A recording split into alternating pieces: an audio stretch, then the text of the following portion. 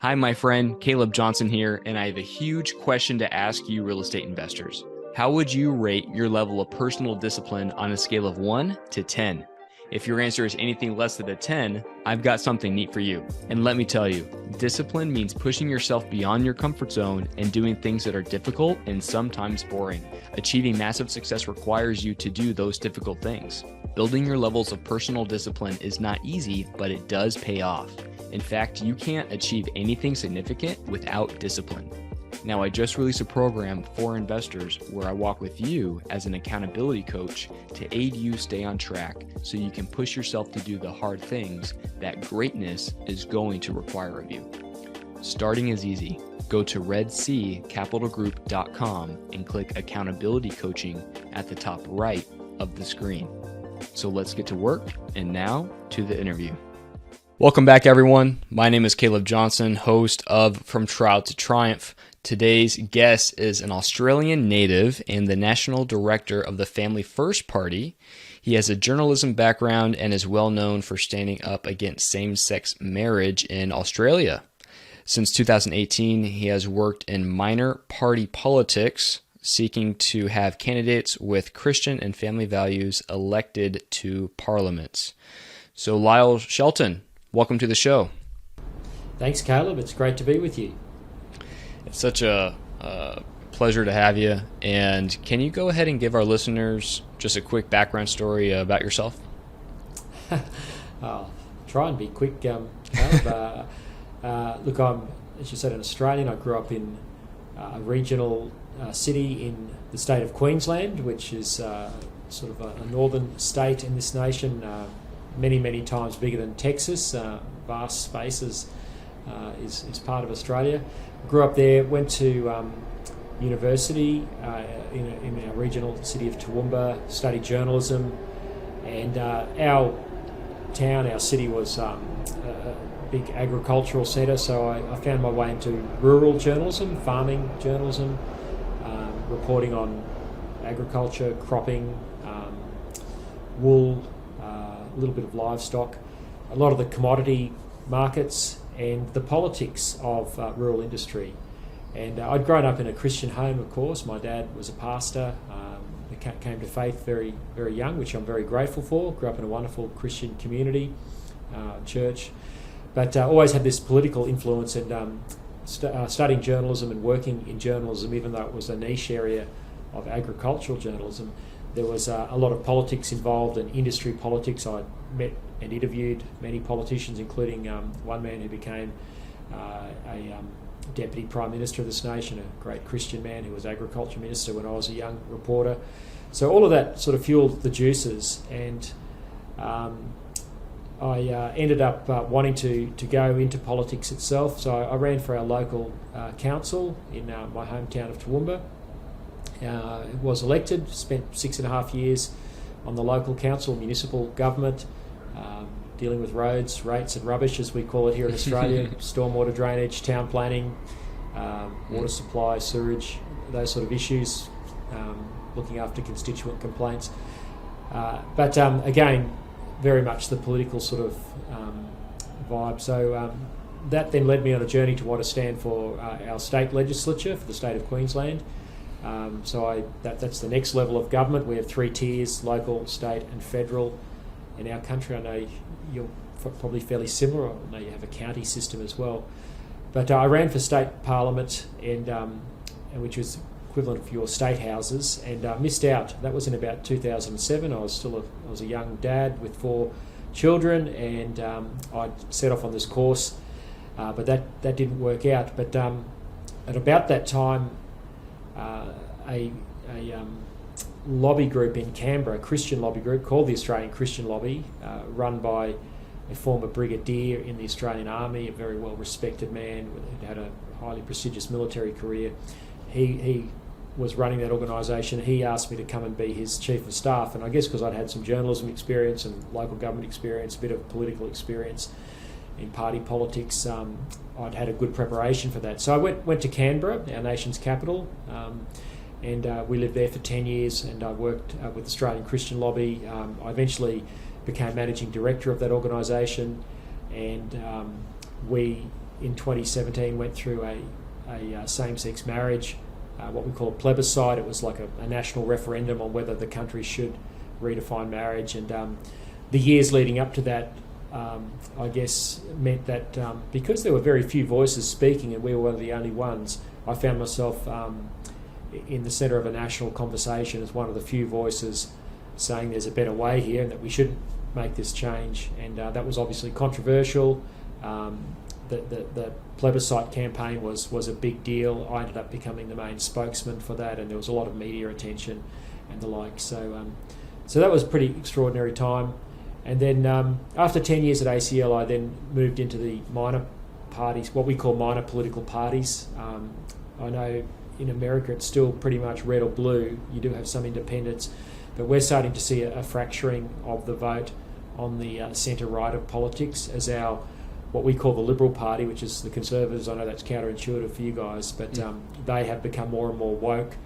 I'm sure you understand that term. So there is a number of splinter parties that have been forming in recent years, and we're one of those as Family First, seeking to be a Judeo-Christian-based party to try and put family policy front and centre in our political discourse. And both of our major parties have abandoned the family, have essentially abandoned religious freedom. Of course, neither are pro-life anymore. At least your Republican Party still maintains a pro-life platform, but that's gone from all of our major parties. So there's a real gap in the market, and we are still fairly new and fledgling, but we are building, and we haven't achieved parliamentary representation yet, but we came very close in a state election in the state of Victoria late last year. So look, that's probably longer than I should have talked, Caleb, but that gives you a little bit of a snapshot of my journey. No, that was really great. That gave a lot of color and a lot of insight how politics are done over there, because I don't think a lot of our listeners are familiar with that process in Australia. So that was very interesting and very good to hear. And,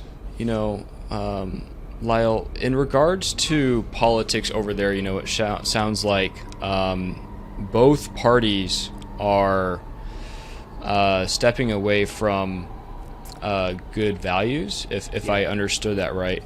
So, but in general, what would you say is good about politics there, and maybe what else is bad about politics there?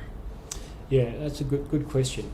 Look, there's a lot of similarities between our country and America. We have our founders took the best of the British system and the best of the American system. We sometimes call it Washminster, so Washington and Westminster sort of combined. So our Senate is very similar to yours, although obviously not as large. We're a much smaller country, only 25 million people.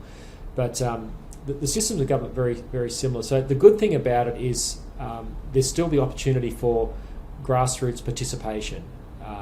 And whilst elites, both in the bureaucratic state and in the political elites, are all heading in a certain, we use the term woke. I think it describes a lot of things. But I think we know what we're talking about. I see that there's probably two key litmus test policy areas that define wokeism. One is pursuing the net zero climate change agenda, which cripples your economy by putting in place unreliable sources of energy without replacing them with reliable sources, and two, the transgender agenda on the social policy. And you could add others, the pro-life issues as well. But our politics has drifted woke. Both parties, the equivalent of your Republicans and Democrats, the Labor Party, he would be the equivalent of the Democrats there. They have they were first to drift away from conservative, traditional family Christian values, and the Liberal Party has followed very quickly because the zeitgeist is moving that way. So there's no one really representing a conservative point of view. So that's what's broken with our politics. Interestingly, though, with our little political party, Family First, two members of my board, including the chairman, were ex-Labor Party parliamentarians in the state of South Australia. So they were both in the State House in the state of South Australia, both from the Labor side of politics. Now, they're Roman Catholics, very pro-life, but for them to leave the Labor Party and team up with a conservative like myself and some of the others on our board. We have someone from the Liberal Conservative Party on our board, so we're a real mixture, but we're united by the pro-family and the pro-life values, and by economic policy that believes in the free market, but also sees the need for a reasonable safety net. So that's essentially, it's very unique, and it wrong-foots a lot of people that I'd have the equivalent of two Democrats, but they're socially conservative, Democrat / Labor in our parlance. With someone like myself who came from, the opposite side of politics. I'd been, in the National Party, which is part of the Liberal National Coalition. So the good thing is there's the opportunity for participation still, and for a fledgling party like ours to contest elections, which is what we're doing at state and federal level. And we think it's only a matter of time before we do achieve parliamentary representation, either in the State House or at federal level. We're knocking on the door. We're very close. We've got a big grassroots movement building. We're 20,000 strong in terms of supporters, and thousands of donors, and momentum really building as people are disillusioned with the state of the politics in this nation. Mm-hmm. And just for a little bit of color, when you say grassroots, what does that mean? You don't have that term in America. Look, it means bottom up. So we're going to the people, people who are disillusioned. Look, a bit like the United States, most Christians have, not all, but most have traditionally been on the conservative side of politics. So they've supported the Liberal and the National Party coalition, which has been team. Your colours are all mixed up over there, but Mm-hmm. so conservative. If you think Republican, Democrats, most Australian Christians, like American Christians, have been on the right side of politics, and so what we're doing is now engaging disillusioned Liberal Party voters who have all their life voted that side because they thought that party was the party of the family, of conservative values, of Christian values, but it has abandoned that pretty much lock, stock and barrel. There are some exceptions, but as I look at US politics, I can see you've got a greater critical mass of genuine conservatives in the Republican Party, and of course you've got the MAGA movement, and I know there's that sort of contest between your elites, the establishment in the Republican Party and the so-called Trump movement. We don't have that to that degree here, and that gap is being filled by parties like ours and a few others who are reaching out to, I use that term grassroots, people who are disenfranchised. It's a bottom-up sort of movement. Mm-hmm. Mm-hmm. Well, that's good to know, and that does give some color and makes sense why you would want to go that approach, right? Look at the people, right? That's right. And look, there's a very real chance that parties like ours, and they have in the past held the balance of power in either a state house or in the federal parliament. And the opportunity for us is in the what we call the upper house, so the equivalent of your Senate. So I know you have state Senates and your federal Senate. We generally refer to the federal Senate as a Senate because it's modelled on the American model. But in our state houses, we have what we call an upper house or a legislative council, which operates like a state Senate. And generally they are elected through proportional representation, and that provides an opportunity for small parties like us to get a foothold in those houses and then to exercise great influence and leverage. So that's the space that we're looking to occupy. Mm-hmm. Mm-hmm. Now, Lyle, you preluded to something earlier that said Christianity is, politics is kind of moving away from Christianity. So what do you see the benefits are for politics to really, let's say, embrace or model Christianity values? Does that make sense? Well, look, I would love to see our politics reflect Christian values, obviously, because I think Christian values are the pathway to human flourishing, and I think public policy based on Christian values, as it generally has been for most of our history. Australia's bit over 200 years old as a nation, not much younger than the American nation. You guys founded in 1776. We became British colonies in 1788, but we've been around a similar sort of period, and for most of that period, the precepts, the ideas that come from the Bible, our legal system has been based on the Ten Commandments, like yours has. But of course, in my lifetime, the last 40, 50 years, we've seen a big drift away from that. The sexual revolution had a lot to do with that. But even going back to the French Enlightenment, the seeds of this have been sown for a couple of hundred years. And we're now seeing a situation where our politicians can't define what a woman is, let alone what a family is. And if your politics can't get those basics right, well, how can you have public policy which is going to bring about a strong nation? And of course, we've got massive social breakdown, as you have. We've got gender confusion. We've got all the indicators of a civil society going the wrong way, and of course our economics is going the wrong way because we're cruelling our energy system for no good reason. So I think we're on the brink of a social and economic crisis as a result of our politics moving away from essentially our Christian, Judeo-Christian heritage. And I agree with you that seeing the fundamentals of Christianity, the Ten Commandments, really, you think basic stuff. I mean, if I walk down the street and say Ten Commandments to anyone, they would probably tune in and know what I was referring to. And like you said, it's the roots, right? And it is. It just makes sense. And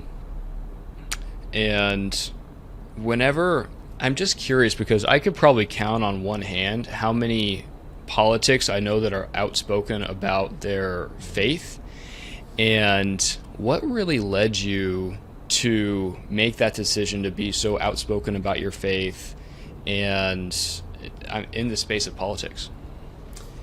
Look, I think as a high school student, I became aware of issues like abortion. This was back in the 70s, 80s. Well, 80s I was in high school, mid 80s, and became aware that we were having this approach to unborn babies, which was obviously killing them and not providing women with proper support. Again, very much driven by the sexual revolution. So if anything goes, anything was going, and the result of that is women were becoming pregnant and then unsupported in their pregnancy, not married, and men wanting to just abandon them. And so abortion was the easy fix, and it's the greatest convenience for a man that was ever invented. And so I became aware of this as a teenager, and that it was very much a political issue, and I realised it was a massive social justice issue. But I was concerned about lots of politics was something we grew up talking about at the dinner table. Always been deeply interested in politics, but the abortion issue, I guess I'd have to say, is a key driver. And then of course just seeing family policy going the wrong direction. In the 1970s, this country introduced no-fault divorce, which a lot of Western countries were doing at the time, and of course that caused the divorce rate to skyrocket. It's gone up to the high 40s. It's dropped a little bit, but it's still very, very high. And cohabitation is huge. Now, no one wants to see a woman stay in a marriage that is abusive. Of course not. And there has to be ways to escape abusive situations. But the reality is most of the divorces are not happening because of abuse. They're happening because two people just can't get on and are not able to work through their issues. And we need to find a way to support marriage and encourage marriage rather than disincentivise marriage, which is what we've done in public policy. We've done it through the tax system. If you have one parent working at home, caring for children, you're disadvantaged in our tax system, and I think in most Western societies that's the case. I'm not sure about the States. So there's a whole range of public policy issues that have impacted on the family. Pornography, of course, has been liberalised.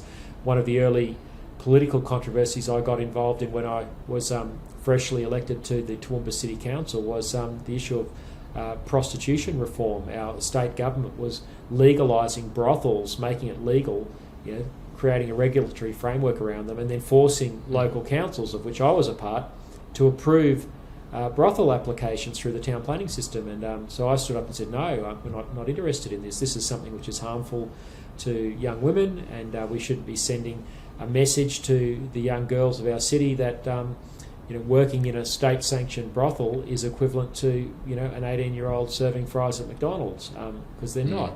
And again, I found myself in the middle of controversy there. So whole range of generally the social policy issues, but I do take a deep interest in the economic issues. My journalism background taught me that in farming journalism, but also, as I've mentioned already, what's happening to our energy market.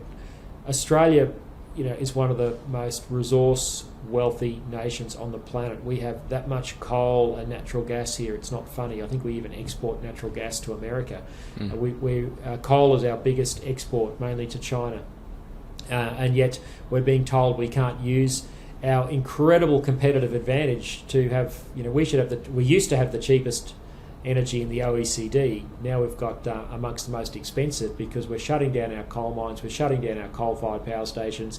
The green movement is demonising gas, and we're setting up all these windmills all over the countryside. And look, they're fine, but when the wind doesn't blow, and when the solar panels don't have sunshine, we don't have electricity, and we've already experienced blackouts in this country as a result of an unstable electricity grid. So long answer to your question, the deep interest in the social policy issues, and then what's happening economically, it's all driven by this utopian woke ideology, which thinks somehow we can reshape family, we can reshape what it means to be a human creature, and we can somehow change the temperature of the planet by offering indulgences to the climate gods. And we're just in a ridiculous situation. Every problem that Australia has got is politician induced, and none of it makes any sense for anyone who's got half a brain. Wow, I think there are problems everywhere, right? And things that should be changed. And I think it's great that they have someone in Australia has someone in their corner that is fighting for what's right. And I think that stems from having a good role model, right? An earthly father role model, from at least what I know about you. So how did having that father figure in your life really impact you to be who you are today? Yeah, look, that's a great question. I'm very blessed to have an amazing father. He's actually staying with me here in Sydney at the moment. He's off at meetings in the city, but he's an amazing man. He's been a pastor all of my life, but he was a young farmer, and he and my mother felt called to Christian ministry, so they left their farm with two young boys, my brother and myself, and went to Bible college in the capital city of Brisbane, and then started a church in Toowoomba in 1974. So I've grown up in a Christian home. Dad was always, I guess again because of his rural background, he was always interested in politics, and as I mentioned earlier, that was a big discussion around the family dinner table. But Dad's always been a very godly man, a deep thinker, someone who reads and studies wide range, obviously in the area of theology a lot, but reads widely, and he's been a very formative influence in my life, and very much a mentor and a guide, and still is to this day. He's 77, but I very much seek his counsel and wisdom, and I've been very blessed to have that through my entire life, and God willing, hopefully for a few more years yet. But I've been blessed, and I realise not everyone has had a good father or a father, but I've been uniquely blessed, and I know that I wouldn't be where I am today without his influence and guidance and formation. And not just him, but there have been other men who have spoken into my life and been mentors, but my natural father has been the key one, but I've been blessed with other father-like figures who've also mentored me as well, including Jim Wallace, the military fellow who founded the Australian Christian Lobby. He's been a great influence in my life as well. And Yeah, since we're on that topic, I feel like there is such an epidemic where there's a lack of positive male role models, Totally. you know, Totally. and that is a big contributor to where I think we are politically, and it's a real shame. And what is one thing that you kind of seeing where what it was like to have a positive male role model in your life? What is one thing that you could, if you could impart one thing to your children that you liked that your father did, what would that be? And I know that's a pretty loaded question, so if there's a couple that really stand out to you, please feel free to share. Look, to me, that's the obvious answer to that question is to be a passionate follower of Jesus Christ and to have a daily devotional walk. That's something which my dad has always modelled and still does, and that I think is the key to life. I think everything flows from a relationship with Christ, and that's the one thing I've tried to impart to my children. Often imperfectly, and none of us are perfect. And of course, my dad would say he's not been a perfect father. None of us are, but he's been a tremendous role model. And the one thing would be, to passionately follow the Lord Jesus Christ. Mm-hmm. Mm-hmm. And I think some of the listeners, might be mad at me thinking, well, I've never had a positive male role model in my life, so why talk about it? Why is that applicable to me? And Lyle, I'd like your opinion on that, but I think for me, it's really if you can seek that out and find a positive male role model in your life, then that is, very important. And so that's just what I would say on that. No, look, you're absolutely spot on, and I can understand some people might, be angry at their earthly father for things that have happened or for his absence. I think we should never underestimate the influence that a father has on the life of a child and how formative the father is. And look, it's another one of the reasons why I'm so passionate about the area of politics, because our politicians have held the gate open for things in public policy which have been destructive to the idea of fatherhood. Our culture and our politics won't even talk about it. We're not allowed to say that fathers are indispensable to children. There were many good things about the feminist movement, and it was a necessary correction, but one of the negative things is it introduced the importance of manhood and fatherhood and the complementary role of mothers and fathers in family. And of course, public policy has allowed that to break down. It hasn't preferenced it, whether it's in the tax system, whether it's in what we've allowed in terms of pornography is one of the most toxic things to families. And if there's a man in a relationship or in a marriage with a woman who is caught up in that is obviously not going to be something which is going to cause stability and be helpful. And it's one of many. It's not the only one, but it's one of many contributors to family breakdown and to fatherlessness. We have a terrible situation with our Indigenous people in this nation. And there's a town called Alice Springs right in the centre of the country. It's in the news at the moment, but there's an epidemic of child sexual abuse, it's the whole sexual revolution is just completely out of control and is running amok in an Indigenous community, and I suspect too, right through the respectable suburbs of white society in our country, it's just not as concentrated. It's because of the Indigenous situation. It's all in one place and it's very visible.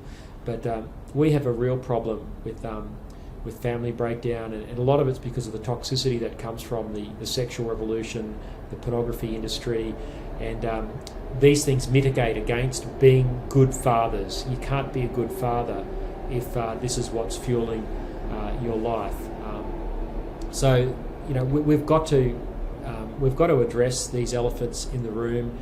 We've got to start talking about what does it mean to have a good male, female, heterosexual, monogamous marriage relationship. And look, that goes against all the tenets of the sexual revolution, everything that our popular culture preaches at us, bombards us. It's become coarser and coarser and more sexually licentious than ever. Just when you thought the boundaries, could be pushed or couldn't be pushed any further, along comes Sam Smith at the Grammys, with his music video, with women and himself cavorting, being urinated on. I mean, how does any of this help the epidemic of fatherlessness? If this is the way that young men are being taught to behave with women, you're setting yourself up, to be a catastrophic father if that's the sort of popular culture that you consume. So we've got a big problem, and it needs to be addressed. And politics is part of the answer. It's not the only answer, but politicians have a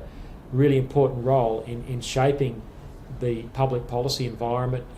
They can construct laws and rules which are going to be guardrails to protect families and protect the idea of fatherhood and motherhood, and restore that to the centre of our public policy. And no one in politics has a vision for this at the moment, and that has to change, because our society is just disintegrating as a result. I really agree with you there. And, Lyle, I've really enjoyed our conversation. So before we head to the final three, I just want to thank you so much for being here. This conversation has uplifted me, and I know it's definitely had a positive impact on our listeners. So thank you so much for being our brother. It was such a great time. I really appreciate that, Caleb. Thank you. It's been a real pleasure. And Lyle, so the final three questions. First being, if you could recommend a book to our listeners, what would that be? Yeah, this is a hard one because there's lots of great books, but probably one that I would recommend from an American author by the name of Eric Metaxas, and it's called, it's a biography of Dietrich Bonhoeffer, so it's called Bonhoeffer, Pastor, Prophet, Martyr, Spy is the subtitle. It's been around probably for 10 or more years, but Dietrich Bonhoeffer, I think, is a really important figure in history. He was one of the very few people to oppose Adolf Hitler and the Nazis. He was a German theologian. He helped lead what was called the Confessing Church, a small minority of the church, which in the early 1930s, well before gas chambers and World War II erupted, these people could see they had a problem with their government, that it was going the wrong way, and they tried to call it out and warn people. And sadly, very few listened. And Bonhoeffer was one of the few voices who said, even to his own church, we should not be participating with this National Socialist government. It's racist. We can't, as Christians, have a bar of that. And he wasn't listened to. He eventually became part of the plot to assassinate Hitler. He was sort of one of the outer circles, but he was involved and was complicit. And as a result of that, he was martyred. He was hung literally about 2 weeks before the Americans came and liberated the part of Germany where he was being held captive. So it's an amazing story, and the reason I think it's so important is because the parallels to today of a silent and complicit church are quite harrowing, and the lessons are very real. His life speaks as a loud wake-up call for us not to repeat history. I'm not saying we're going to head in a Holocaust type direction, but bad things are happening, and they're happening because good people are silent. And Bonhoeffer's famous saying was, silence in the face of evil is evil itself. Not to act is to act. And then he says, God will not hold us guiltless. And that's obviously very powerful. It's a very famous phrase. But to read about this man's life, the man who uttered that incredible famous statement, and get his backstory is very worthwhile. So I'd commend that book. And Lyle, the second question is, if people want to learn more about you and maybe support you in what you're doing, where's the best place for them to do that at? Yeah, thanks, Caleb. Look, we have, our party has a website called familyfirstparty.org.au. That's familyfirstparty.org.au. We provide a bit of political commentary, blogging there. There's information about our party. Obviously, we're very Australian focused. There's probably not a lot that people in America can do to support us, practically by way of donations and that sort of thing, because we under Australian electoral law can only take donations from Australian nationals, and I agree with that law. I don't think we should have foreign money in our electoral process. So because we're a political party, we can only take donations from Australians. But if people want to pray for our work, we'd certainly be very grateful for that. Mm-hmm. And the final question is, if you can share one final thing with our listeners that they can take away from today's show, what would that be? I think, I think it's the importance of courage. I think all of us need to step up in that regard and not be afraid to call out the things that we're seeing going on in our politics and culture. So I think having the courage to engage, even though it's difficult and we might be slandered and we might cop real pushback, some of us might even lose our jobs. You can lose your job in Australia if you support marriage between a man and a woman in some of our woke corporations. And Wow. we've seen this happen.